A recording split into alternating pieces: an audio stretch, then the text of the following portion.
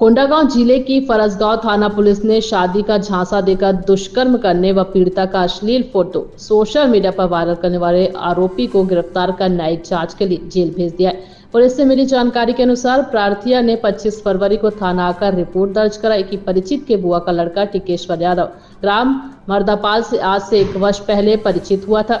इसके बाद मोबाइल से बात करते थे। उसके बाद पीड़िता से शादी करूंगा कह के पीड़िता के साथ जबरन गलत कार्य किया और पीड़िता का गलत फोटो खींच लिया। जब पीड़िता टिकेश्वर यादव से शादी करने को बोले तो मना कर दिया और कहीं घर से भाग गया। 24 फरवरी को खुद टिकेश्वर यादव व्हाट्सएप ग्रुप बनाकर पीड़िता का खींचा हुआ अश्लील फोटो वायरल कर दिया। कि प्रार्थिया की रिपोर्ट पर अपराध कायम कर विवेचना में लिया गया।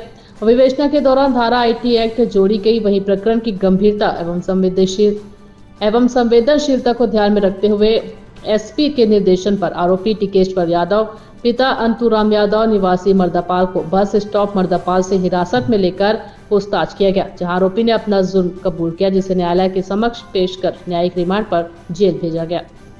कोंडागांव से रामकुमार भारद्वाज की रिपोर्ट। थाना फरसगांव के मतलब 25/2/2024 को प्रार्थिया द्वारा एक लिखित आवेदन दिया गया था, जिसमें उसके साथ शादी का झांसा दे करके उसके साथ गलत संबंध बनाया गया था एक युवक द्वारा, और उसके बाद उसकी अश्लील तस्वीरें खींचकर उसको वायरल भी कर दिया था, जिससे पुलिस पतासाजी में लगी हुई थी। और आज दिनांक को उसको गिरफ्तार करके न्यायिक रिमांड पर भेजा जा रहा है, जिसके साथ ही उसके मोबाइल को भी जब्ती किया गया है, क्योंकि इसमें 67 ख आईटी एक्ट और 376 2 IPC की भी धारा लगी हुई है।